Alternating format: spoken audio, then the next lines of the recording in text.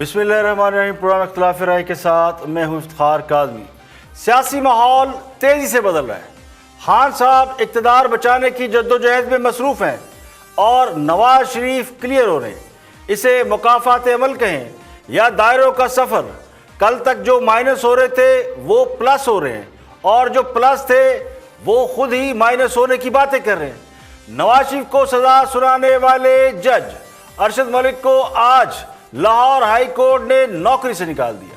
जज अरशद मलिक ने साबिक़ वज़ीर-ए-आज़म नवाज शरीफ को अल अज़ीज़िया केस में 7 साल कैद की सज़ा सुनाई थी, जिसके बाद नवाज शरीफ कुछ अरसा जेल में गुजार चुके हैं। जज अरशद मलिक ने दिसंबर 2018 में नवाज शरीफ को अल अज़ीज़िया स्टील मिल के मुकदमे में सज़ा सुनाई थी, जबकि फ्लैगशिप रेफरेंस में नवाज शरीफ को बरी कर दिया था। इस फैसले के कुछ अरसे बाद मुस्लिम लीग नवाज की रहनुमा मरियम नवाज ने एक प्रेस कॉन्फ्रेंस में जज अरशद मलिक की एक वीडियो जारी की, जिसमें बरतरफ जज अरशद मलिक को ये कहते हुए सुना गया कि साबिक़ वज़ीर-ए-आज़म नवाज शरीफ को सज़ा देने के हवाले से उन पर शदीद दबाव था। उन्हें इस फैसले के बाद रातों को नींद नहीं आती। वो साबिक़ वज़ीर-ए-आज़म से मिलकर उनसे माफ़ी मांगना चाहते हैं।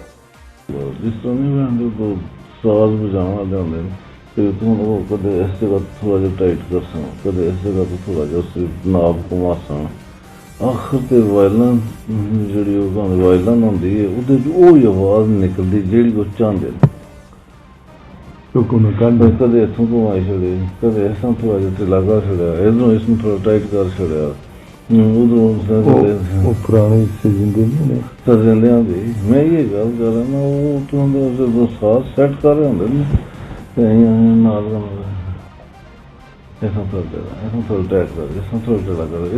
थोड़ा खिच छोड़िया। आखिर ते वो आवाज़ वो देना शुरू कर देंगे जी वो चाह रहे मैं कहना जी लड़े असी आ तो वो मतलब उनके ज़्यादा मसला बनेगा। फिर मैंने इन्हों को मतलब कोई चीज़ वैसे नहीं मैंने जो रही हुकूमत को फील हुई है सारे को मूवमेंट्स लाई। ये पहली वीडियो थी जो मरियम नवाज ने एक पुरहजूम प्रेस कॉन्फ्रेंस में जारी की। इसके हवाले से खुद मरियम नवाज ने प्रेस कॉन्फ्रेंस की और नवाज शरीफ की सज़ा ख़त्म करने का मुतालबा किया। जज का मिसकंडक्ट साबित होने पर नवाज शरीफ को सज़ा के मामले पर सवाल उठाए। जो साहब है नासिर साहब, इनकी पुरानी जान पहचान थी इस जज साहब से, तो जज साहब ने फैसले के बाद इनको ये कहना शुरू कर दिया कि मैं बहुत परेशान हूँ और मेरा ज़मीर मुझे बहुत मलामत करता है, मियाँ साहब के साथ मैंने जुल्म किया। और फिर इन्होंने एक दफ़ा कहा कि मुझे डरावने ख्वाब आने लगे हैं, तो मैं बहुत परेशान हूँ, मुझे रात को नींद नहीं आती कि एक बेगुनाह के साथ ज़्यादती हुई। तो आप ऐसा करें, आप मेरे घर तशरीफ़ लाएँ। पहले उनको कहा कि आप मुझे कहीं मिलें और वहाँ पर मैं आपके साथ मिलूँगा। मैं आपको ऐसे आपको सारे पॉइंट्स देना चाहता हूँ जिसके अंदर नवाज शरीफ की जो बेगुनाही है वो साबित होती है। आप किसी तरीके से वो नवाज शरीफ साहब तक पहुँचा दें ताकि वो अपने जो उनके लॉयर्स हैं जो केस फाइट कर रहे हैं अदालत में, वो उन तक पहुँच जाएं। तो फिर उन्होंने जब वो एक वक्त तय हुआ और वो वक्त मुकर्ररा पर नासिर साहब वहाँ पहुँचे, आधे रास्ते में थे तो जज साहब का फ़ोन आया कि आप कहाँ हैं। उन्होंने कहा कि मैं तो आप अभी जहाँ आपने बुलाया था वो आधे रास्ते में हूँ और थोड़ी देर में वहाँ पहुँच जाऊँगा। कहने लगे आप ऐसे करें, आप मेरे घर आ जाएं। तो उन्होंने कहा कि आपका घर किधर है, मुझे तो शायद इल्म नहीं है।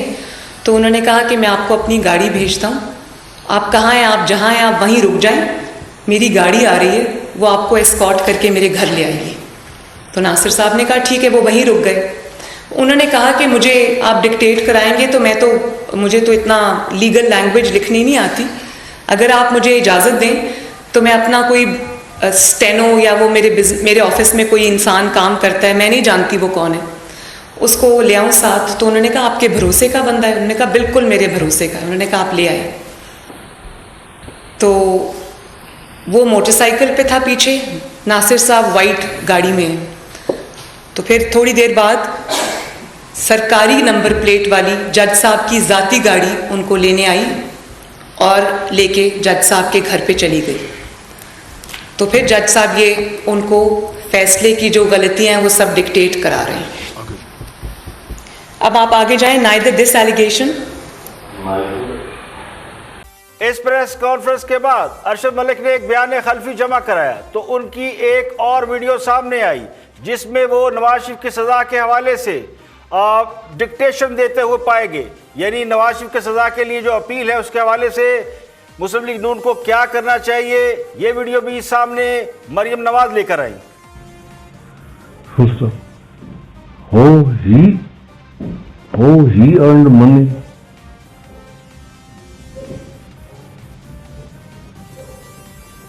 How he settled an established business.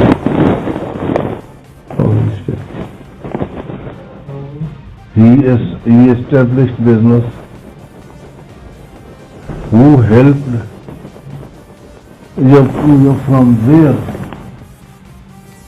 From where? Established business. From where?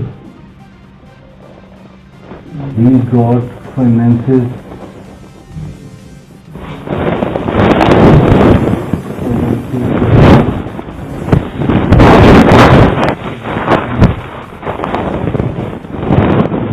Determined by the JIT. Determined by JIT of the IO. Who was the point? IO. Next paragraph. No evidence that any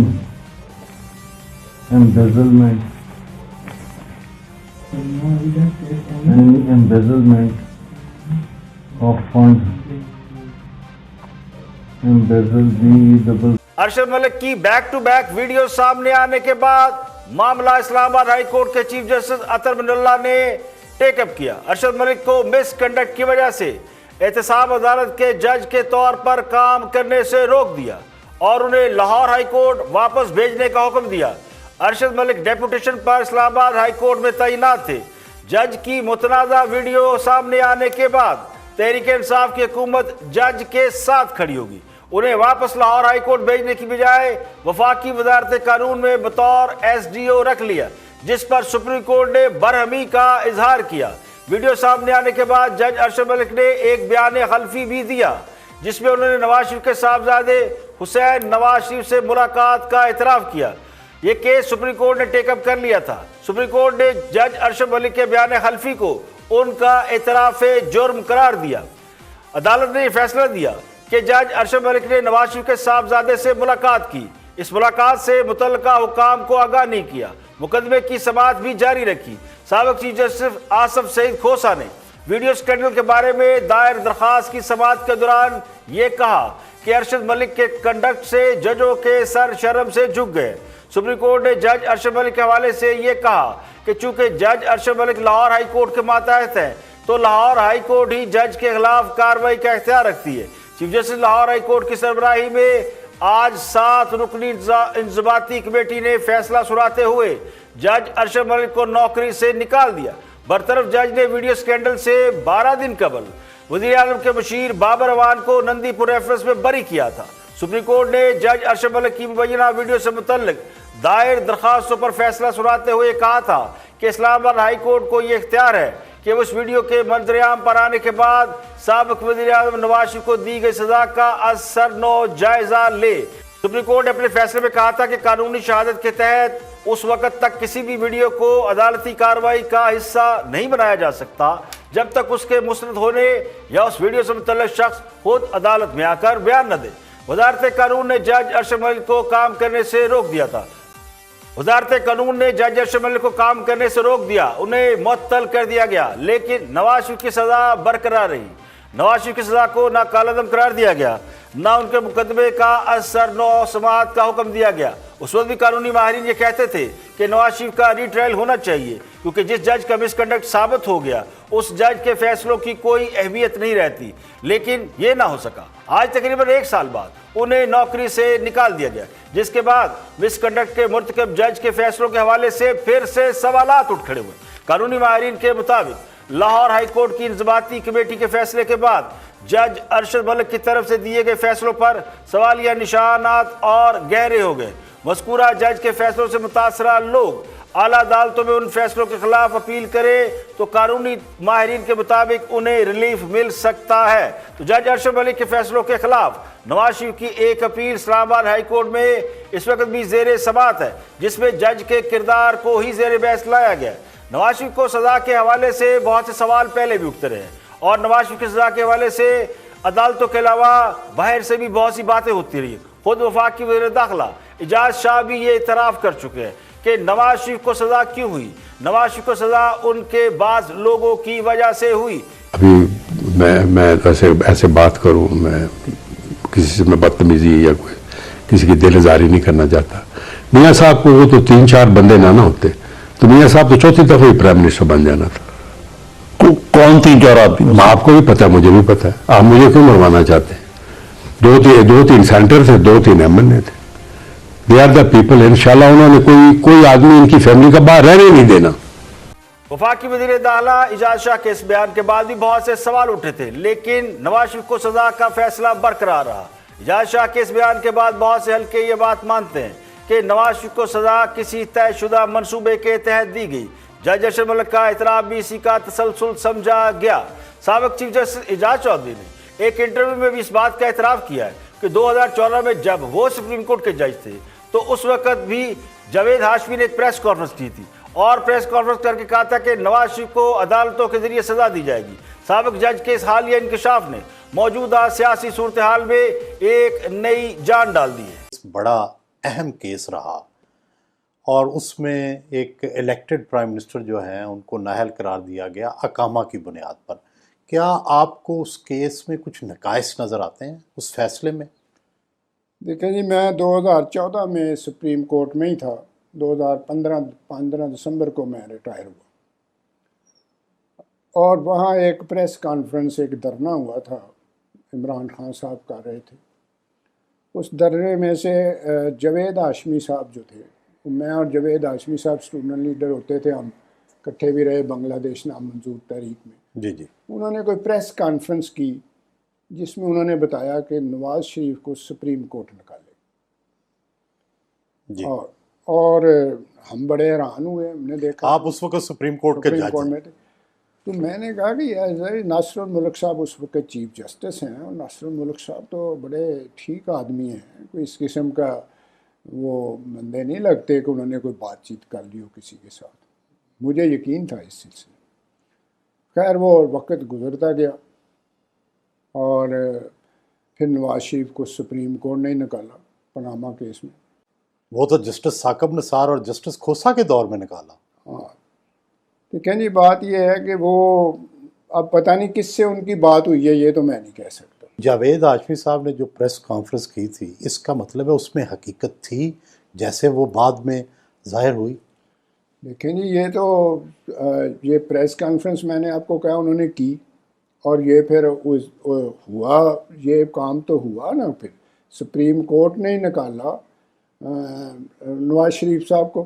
آپ بطور جج یہ سمجھتے ہیں کہ یہ فیصلہ درست تھا اقامہ کی بنیاد پر نااہلی؟ دیکھیں جی، بہت سارے سپریم کورٹ کے فیصلے ہیں جن کو لوگوں نے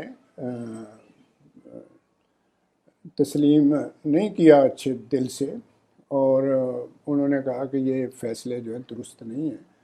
ان میں ذوالفقار علی بھٹو کا کیس ہے، کب سے چل رہا ہے، لوگ کہہ رہے ہیں، اس وقت پیپلز پارٹی بھی جو سارا شور ڈالتی تھی، اور اس طرح کے کئی فیصلے ہیں، تو یہ بھی اسی طرح کا ایک فیصلہ ہے۔ جسٹس ثاقب نثار اور جسٹس کھوسا، یہ تو دونوں نواز شریف دور میں بطور نواز شریف کو سزا سنانے والے جج ارشد ملک کو نوکری سے نکالا جانا اور سابق چیف جسٹس اعجاز چودھری کے حالیہ انکشاف کے بعد کہ نواز شریف کو عدالت کے ذریعے سزا سنانے کا فیصلہ 2014 میں ہو گیا تھا، اس نے دوبارہ سیاسی صورتحال میں نئی ہلچل مچا دی ہے، اور کہنے والے تو کہتے ہیں کہ نواز شریف کو کلیئر کیا جا رہا ہے۔ نواز شریف جب پاکستان میں قید تھے تو اس وقت بھی مختلف حلقے ان سے ملاقاتیں کر رہے تھے، ان سے رابطے کر رہے تھے، انہیں منانے کی کوشش کی جا رہی تھی۔ موجودہ حکومت کی کارکردگی اور گورننس پر کئی سوال اٹھ رہے ہیں اور یہ کہا جا رہا ہے کہ شاید موجودہ حکومت اپنا اقتدار کی مدت پوری نہ کر سکے، لیکن آلٹرنیٹ کون ہے؟ نواز شریف سیاست میں واپسی اس صورت میں چاہتے ہیں جب ان کی عزت بحال کی جائے. تو مختلف حلقوں سے ملاقات کے دوران بھی یہ بات سامنے آئی تھی کہ نواز شریف نے اپنی عزت کی بحالی شرط رکھی ہے, یعنی نواز شریف چاہتے ہیں کہ انہیں پہلے کلیئر کیا جائے. پیدر پہ واقعات کے تسلسل سے لگتا یہی ہے کہ سیاسی فضا نواز شریف کے حق میں ہو رہی ہے اور نواز شریف کی مسلسل خاموشی اور سیاست سے عدم دلچسپی بھاری پڑتی دکھائی دے رہی ہے. جج ارشد ملک کو نوکری سے نکالے جانے کے بعد نواز شریف کو سزا کے معاملے میں ریلیف مل سکتا ہے. سابق وزیر اعلیٰ پنجاب اور موجودہ اپوزیشن لیڈر شہباز شریف نے بھی اس بات کا مطالبہ کیا ہے کہ نواز شریف کی بے گناہی ثابت ہوگی. مریم نواز نے جج ارشد ملک کو نوکری سے نکالے جانے کے فیصلے پر رد عمل دیتے ہوئے کہا ہے کہ آج کا فیصلہ بے شک سچ کی فتح اور جھوٹ کی شکست ہے. اس فیصلے نے نواز شریف پر نہیں عدل و انصاف کے دامن پر لگا ایک بہت بڑا داغ دھو دیا ہے. عدلیہ کے وقار اور انصاف کا تقاضا ہے کہ وہ داغدار جج کے داغدار فیصلوں کو پھاڑ پھینکے. 3 بار ملک کے وزیر اعظم رہنے والے مقبول ترین سیاستدان کی بے گناہی پر وقت کا فیصلہ آ گیا ہے. 7 محترم جج صاحبان نے جج کو برطرف کر کے یہ واضح کر دیا ہے کہ نواز شریف کو کس طرح سزا دی گئی. یہاں پہ لیتے ایک بریک اور بریک کے بعد جب واپس آئیں گے تو اور بھی ہم موضوعات آپ کے ساتھ شیئر کریں گے. لوڈ شیڈنگ نے پورے پاکستان کی زندگی اجیرن کر دی ہے جبکہ کراچی الیکٹرک نے اس صورتحال میں جبکہ کراچی کے شہریوں کو بجلی بھی میسر نہیں ہے, بجلی مزید مہنگی کر دی. بریک کے بعد جب واپس آتے ہیں تو آپ سے شیئر کریں گے.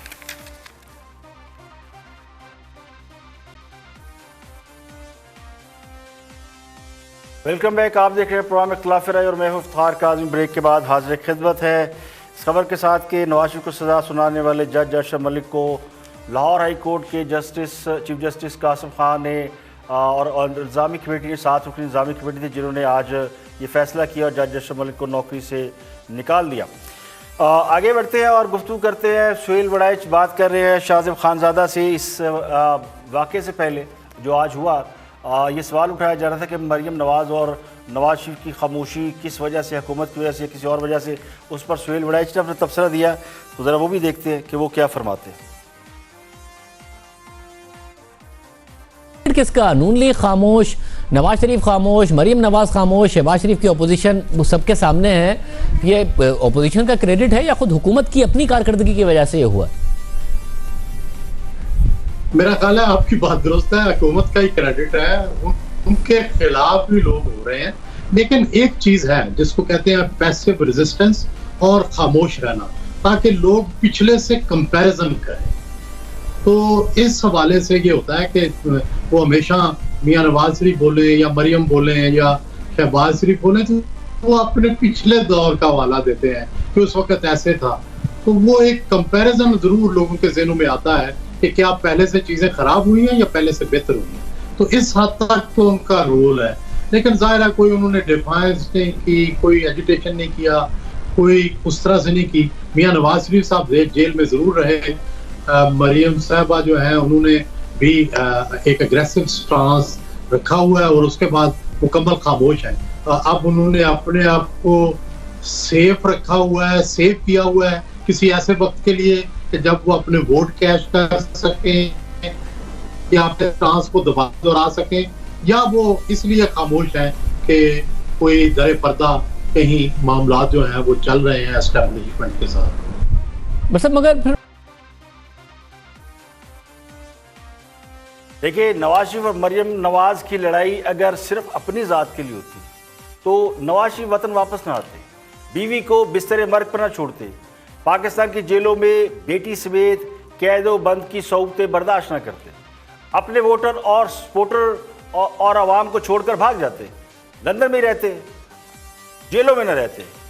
چونکہ لڑائی نظریے کی تھی اور جدوجہد ووٹ کو عزت دو کی تھی, لیکن بدقسمتی سے 3 بار وزیر اعظم رہنے والے کو کرپٹ, بے ایمان, چور, وطن فروش اور کون سا ایسا لقب ہے جو نہیں دیا گیا.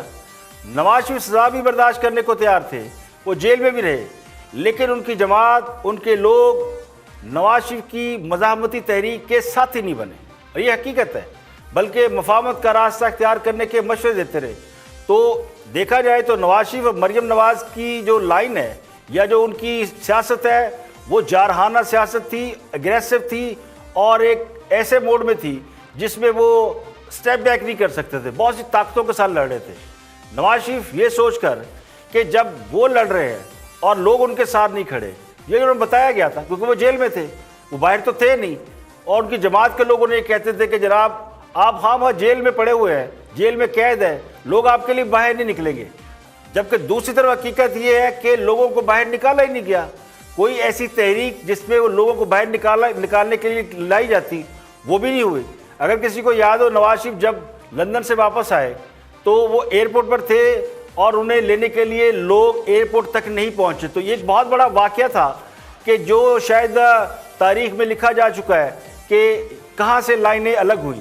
اس کے بعد نواز شریف نے سزا برداشت کی اور پھر وہ نیب کی تحویل میں چلے گئے، جہاں پر انہیں وہ اتنے بیمار پڑے جس کے بارے میں خود ان کے صاحبزادے کہتے ہیں کہ انہیں پوائزن کیا گیا۔ اب اللہ جانے اس میں کتنی حقیقت ہے، لیکن یہ درست ہے کہ نواز شریف موت کے منہ سے واپس آئے تو انہیں یہ باور کرایا گیا کہ آپ مر جائیں گے، مٹ جائیں گے، لیکن لوگ آپ کے لیے باہر نہیں نکلیں گے۔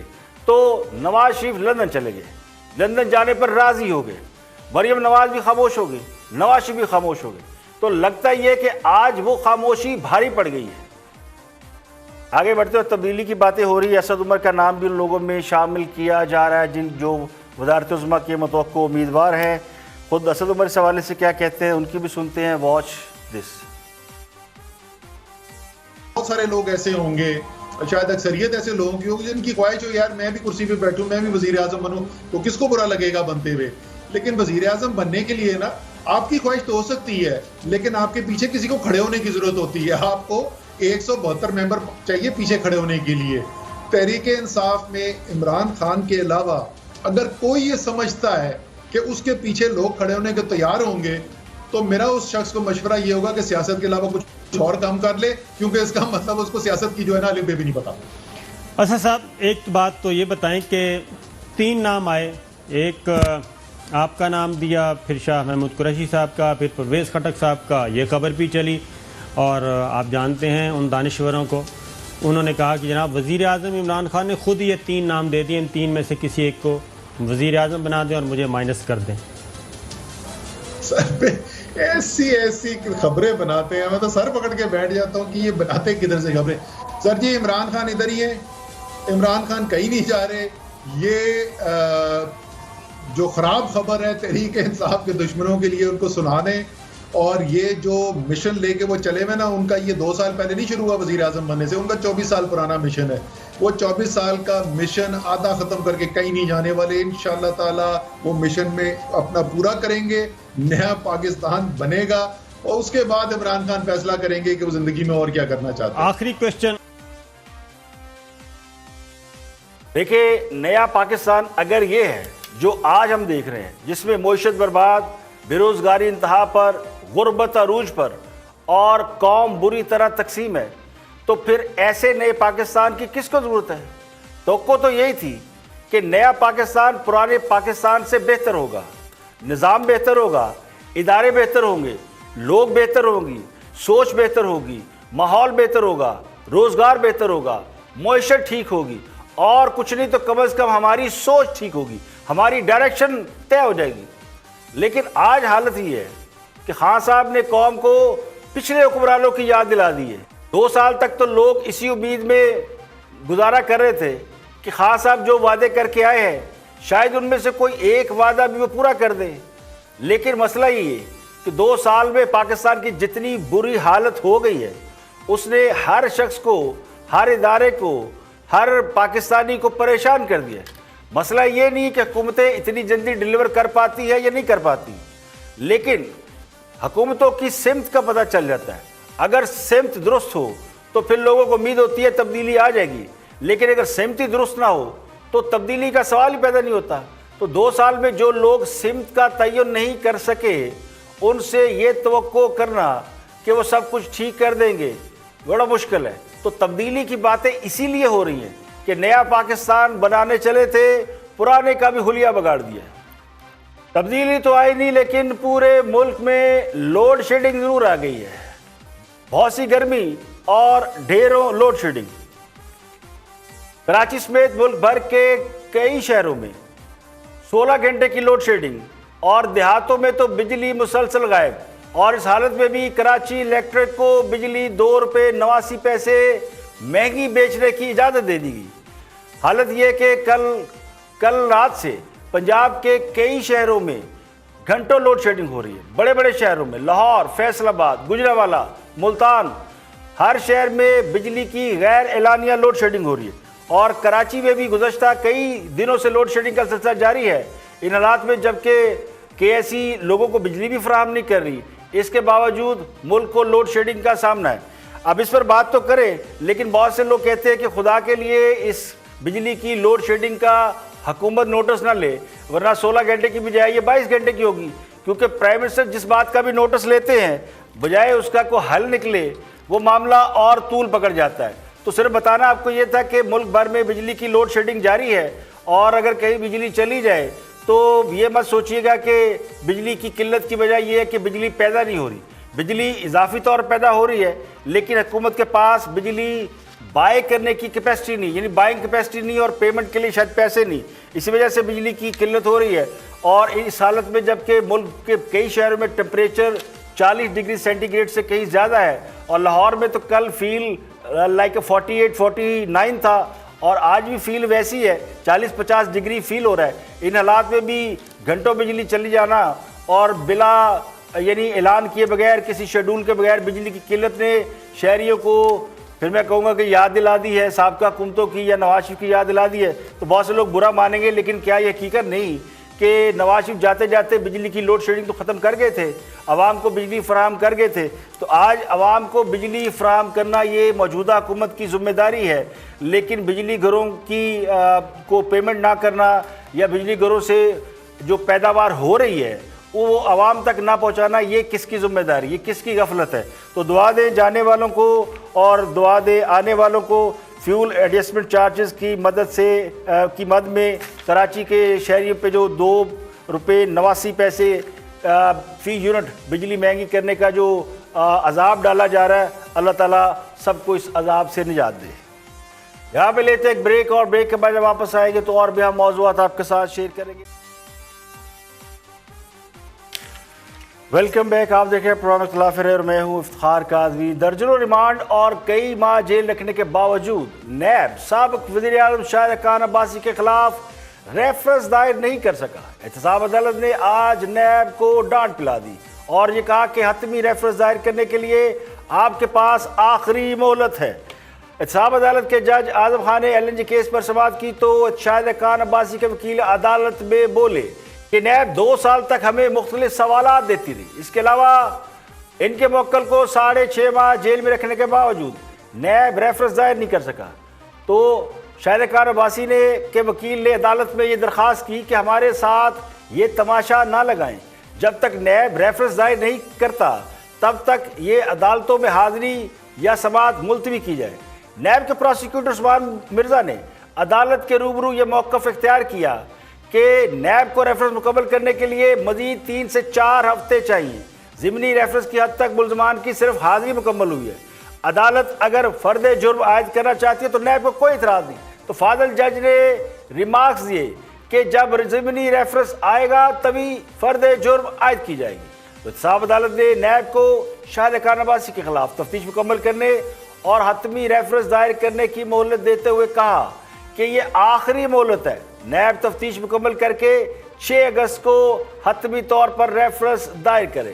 اس کے بعد شاہد عباسی نے احتساب عدالت کے باہر میڈیا سے بات کی۔ انہوں نے کہا کہ 1 سال تک ان سے تفتیش ہوتی رہی، سوال نامے پر سوال نامے بھر کر بھیجے جاتے رہے، پھر انہیں گرفتار کر لیا گیا، کوئی وجہ بھی نہیں بتائی۔ نیب نے 70 دن ریمانڈ لیا اور ریمانڈ کے دوران ان سے ایک بار بھی کوئی سوال نہیں کیا۔ اسلام آباد ہائی کورٹ نے انہیں انسانی حقوق کے تحت ضمانت دی ہے۔ شاہد عباسی نے کہا کہ ہم آج بھی کہتے ہیں انصاف کے تقاضے بڑے واضح ہوتے ہیں۔ چیئرمین نیب سپریم کورٹ کا جج رہ چکا ہے، لیکن یہاں گرفتاری پہلے ہوتی ہے اور کیس بعد میں بنتا ہے۔ سابق وزیر اعظم نے کہا کہ نیب کو جو تفتیش کرنی ہے ٹی وی کا کیمرہ لگا کر کرے، عدالتی کارروائی بھی کیمرہ لگا کر ہونی چاہیے۔ الزام لگانا بڑا آسان ہے، کوئی شہادت نہیں، کوئی کیس نہیں، بس دبانے کے لیے نیب استعمال ہو رہا ہے۔ راجہ پرویز شرف کو عدالت نے 12 سال بعد بری کیا۔ 12 سال ان کی جو بے عزتی ہوئی اس کا کون ذمہ دار ہے؟ کسی کے پاس کوئی جواب ہے؟ آج نیب کی وجہ سے حکومت اور ملک نہیں چل رہے، حکومت ناکام ہو چکی ہے۔ ان کا ہر لمحہ بھاری ہے، -1 پارٹی کے اندر کیا جاتا ہے۔ کوئی کیس نہیں ہے، لیکن صرف بدنامی کے لیے، سیاستدانوں کو بدنام کرنے کے لیے، دبانے کے لیے نیب استعمال ہوتا ہے۔ یہ واضح حقیقت ہے کہ حکومت ناکام ہو چکی ہے، حکومت نہیں چل رہی۔ اب اس حکومت کا ہر لمحہ ملک پر بھاری ہے۔ میں سب سے بڑا حامی ہوں کہ حکومتیں 5 سال پوری کریں، لیکن کیا پاکستان عمران خان اور اس حکومت کے 5 سال کو متحمل ہو سکتا ہے؟ یہ فیصلہ آپ کر لیں۔ -1 پارٹیوں کے اندر سے ہوتا ہے، پاکستان میں کبھی ہوا نہیں ہے، تو عمران خان ہی کہہ رہا ہے کہ مجھے -1 کرنے کی کوشش کی جا رہی ہے، تو یہ بتا دے کہ اس کی پارٹی کے اندر سے کون سا آدمی -1 کر کے اقتدار میں آنا چاہتا ہے۔ لائسنس کا ایشو ہے، CA کا ایشو ہے، اس پر میں کل انشاءاللہ ایک پریس کانفرنس ایک پائلٹ کے طور پر کروں گا۔ اور اب کچھ بات کریں کورونا کی۔ گزشتہ 24 گھنٹوں کے دوران ملک بھر میں 4087 نئے کیسز رپورٹ ہوئے۔ مزید 78 افراد کورونا کے باعث انتقال کر چکے ہیں۔ ملک بھر میں مصدقہ مریضوں کی تعداد 2,21,896 ہوگی۔ ہلاکتوں کی مجموعی تعداد 4,551۔ سرکاری اعداد و شمار کے مطابق صوبہ سندھ میں سب سے زیادہ مریض ہیں، جن کی تعداد 89,225 ہے۔ پنجاب میں 78,956 افراد کورونا وائرس کا شکار ہیں۔ خیبر پختونخوا میں 27,110، بلوچستان میں 10,666، اسلام آباد میں 13,195، آزاد کشمیر میں 1,160 اور گلگت بلتستان میں متاثرہ افراد کی تعداد 1,524 ہوگی۔ پنجاب میں 1,819 اور سندھ میں 1,437، خیبر پختونخوا میں 983، بلوچستان میں 122 لوگ کورونا کے باعث جان سے ہاتھ دھو بیٹھے ہیں۔ کورونا وائرس کے حوالے سے میڈیا بریفنگ کے دوران آج حکومت نے یہ بتایا کہ اسمارٹ لاک ڈاؤن کے باعث ہاسپٹل میں کورونا کیسز کی تعداد کم ہے۔ اگر SOPs پر عمل ہوگا تو امید ہے کہ جولائی کے آخر تک کورونا کیس کی تعداد 4 لاکھ سے کم ہو سکتی ہے۔ انتظامی کارروائی نہیں کریں گے تو ہو سکتا ہے جولائی تک کورونا کے مریضوں کی تعداد 12 لاکھ ہو جائے۔ آج کے لیے اتنا ہی۔ کل پھر حاضر ہوں گے مزید خبروں، تبصروں، تجزیوں کے ساتھ۔ پروگرام اختلاف رائے سے افتخار کاظمی کو اجازت دیں۔ اپنا بہت بہت خیال رکھیے گا۔